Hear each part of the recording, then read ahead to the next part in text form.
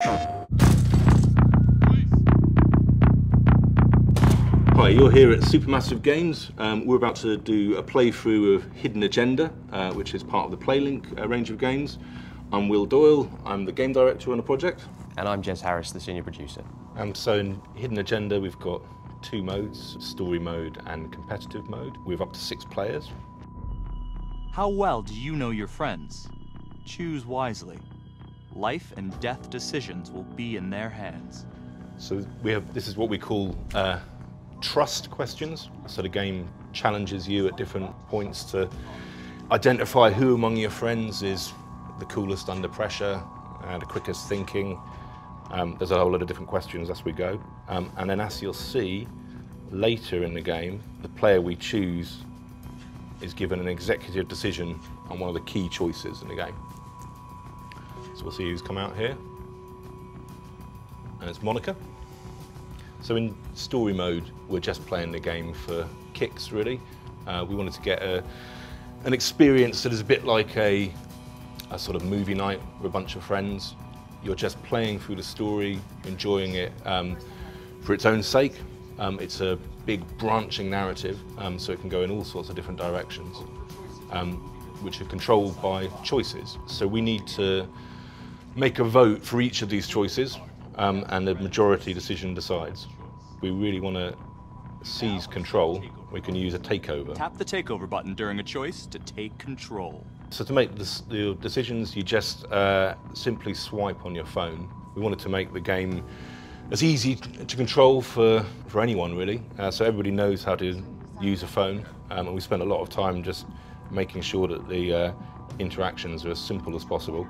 So in this is a search, so we have to try and find clues in the world, and we do that just by moving our pointers around and looking for the clues that we can see at the top of the screen. It's really him.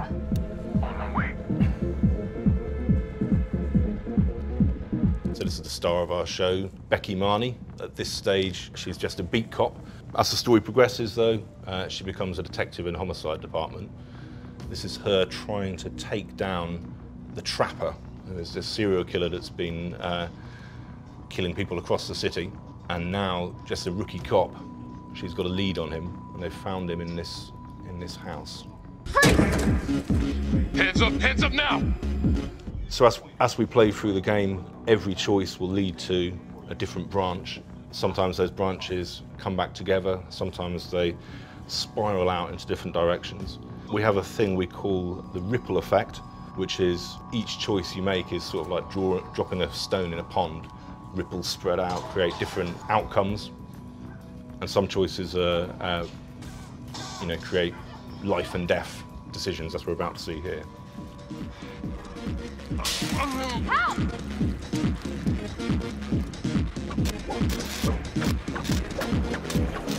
Okay, this decision is down to the friend you chose as coolest under pressure.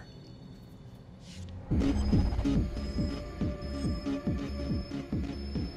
going to be look after your own.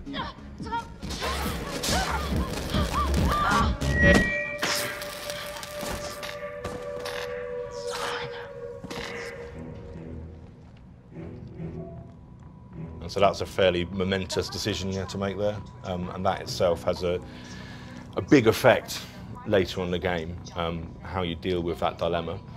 That dilemma, though, is in that one scene, only one outcome. There's other routes we can take that mean we see something completely different. Wouldn't have seen that dilemma at all.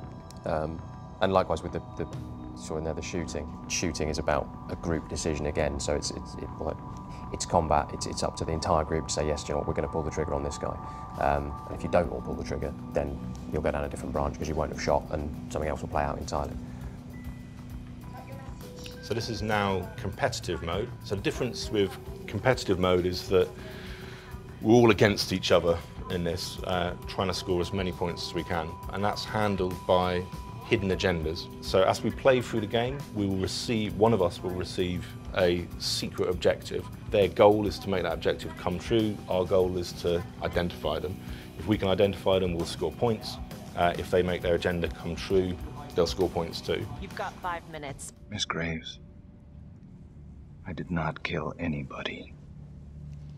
So, obviously, Supermassive's perhaps best-known game a couple of years ago was Until Dawn, which was a huge hit.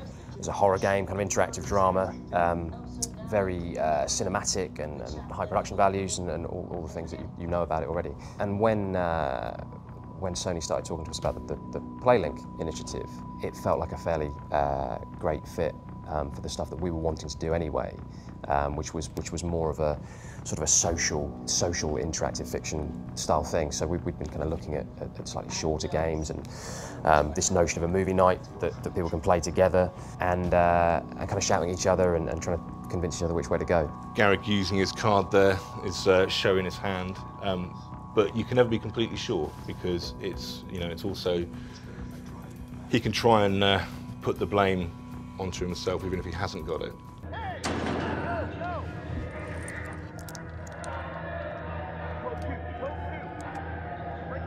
Hey!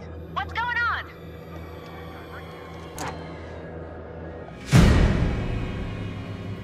We tried to get something where the scoring for this game is really, really simple. All the way through we wanted to create something that wouldn't have any barriers to entry for people, that anybody could play it.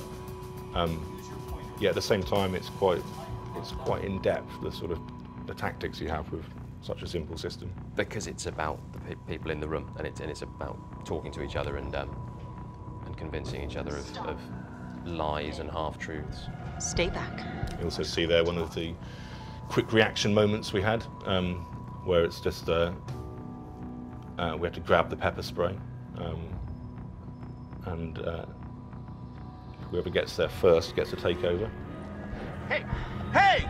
Hey! Settle down. Take it easy. We've managed to kind of craft a story that can go in all sorts of different directions, so there's a lot of just natural replayability in it. Whether you're just sitting around this story mode and want to see a different ending, or in competitive mode, just seeing where the hidden agendas take you. And trying to beat one another, that's it. It is a competitive game. That's Garrick. So now we've identified who's got it. Or we think he's got it. If we all think that it's Garrick, our goal now is just to stop him. So we need to see how he behaves when the critical choices come up. This is it, guys. Let's resolve the hidden agenda. Yes. Lana, I'm sorry. It's thin soup. You're on your own here, so go to the judge and see what he says. Please, Felicity.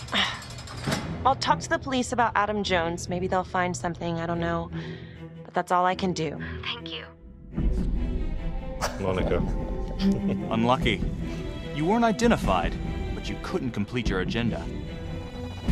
So as we play through the game, we get kind of more hidden agendas coming up.